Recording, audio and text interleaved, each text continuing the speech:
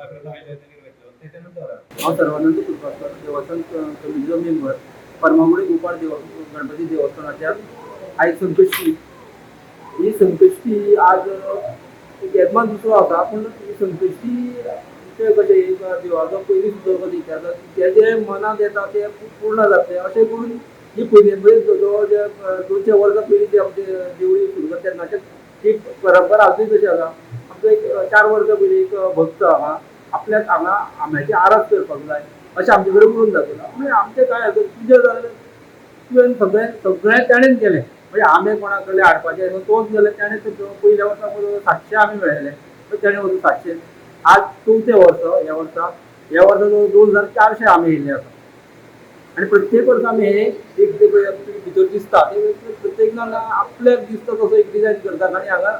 तेजी आरास मांडटा या गोपाळ गणपती देवस्थानात पुजारी म्हणून काम करतात. तर आज संकष्टी चतुर्थीच्या निमित्तान आज समस्त आमच्या भक्तजनांच्या मनात अशें येयलें की